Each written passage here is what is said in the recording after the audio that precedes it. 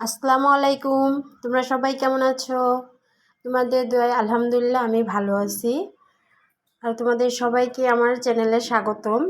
আর আজকে আমি নিয়ে এসেছি আরও একটি নতুন রেসিপি, রুই মাছের মাথা দিয়ে কাটা চচ্চড়ি। এটা অবশ্য অনেক পুরনো দিনের রান্না, হয়তোবা অনেকের বাড়িতে এটা এখনও রান্না হয়, আবার হয়তোবা কেউ এটা কখনো ট্রাই করেনি। তাহলে চলো দেখি এই রান্নাটা কী করে করতে হয়। আর এর জন্য আমি নিয়ে নিয়েছি রুই মাছের একটি মাথা, নুন হলুদ মাখিয়ে নিয়েছি। আর কড়াইতে আমি তেল দিয়ে দিছি, তেল গরম হয়ে আসছে। এর মধ্যে দিয়ে দিলাম রুই মাছের মাথা। এখানে আমি একটি রুই মাছের মাথা নিয়েছি। এই রুই মাছের মাথাগুলো আমি সুন্দর করে ভেজে নিব।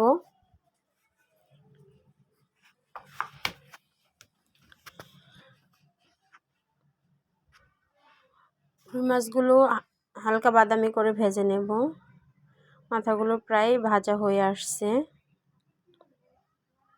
আর মাথাগুলো নামিয়ে নিব।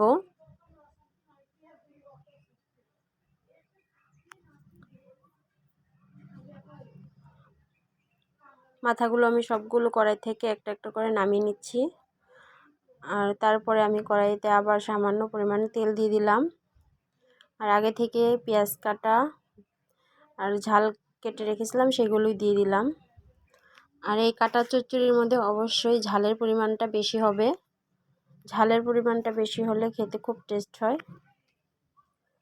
আমি পেঁয়াজ আর কাঁচা ঝাল হালকা করে বাদামি করে ভেজে নিলাম। আর এর মধ্যে দিয়ে দিলাম হলুদ, জিরা বাটা, রসুন বাটা, আর দিয়ে দিলাম সামান্য আদা বাটা। আর তারপর এর মধ্যে দিয়ে দিলাম সামান্য পরিমাণ পানি। পানি দিয়ে মশলাটা ভালো করে কষিয়ে নিতে হবে। আর দিয়ে দিলাম নুন। মশলাটা ভালো করে কষিয়ে নিয়ে এর মধ্যে আমি দিয়ে দিলাম মাথাগুলো একটু নেড়ে চেড়ে নিব। নেড়ে চেড়ে মশলার মধ্যে একটু ভালো করে কষিয়ে নিব। মাথাগুলো কষানো হয়ে গেছে। আর এর মধ্যে দিয়ে দিব অল্প পরিমাণে পানি। পানি দিয়ে মাথাগুলো সিদ্ধ করার জন্য দিয়ে দিব।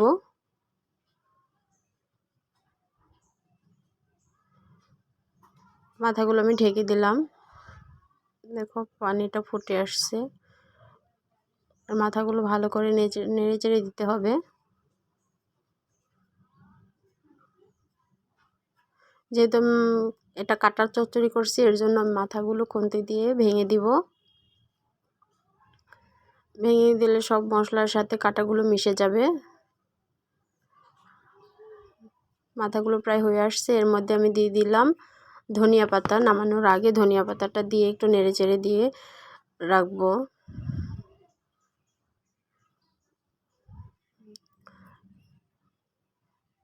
আমার কাটা চচ্চড়িটা হয়ে আসছে। এবার আমি চুলা থেকে নামিয়ে নিব।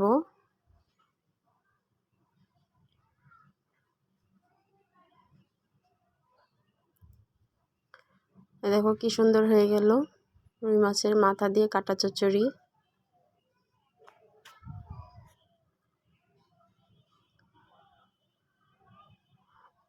তোমাদের যদি আমার এই রুই মাছের কাটা চচ্চড়ির রেসিপিটা ভালো লেগে থাকে তাহলে অবশ্যই রেসিপিটা শেয়ার করবে, একটা লাইক দিয়ে দেবে এবং সাবস্ক্রাইব করে পাশে থাকবে।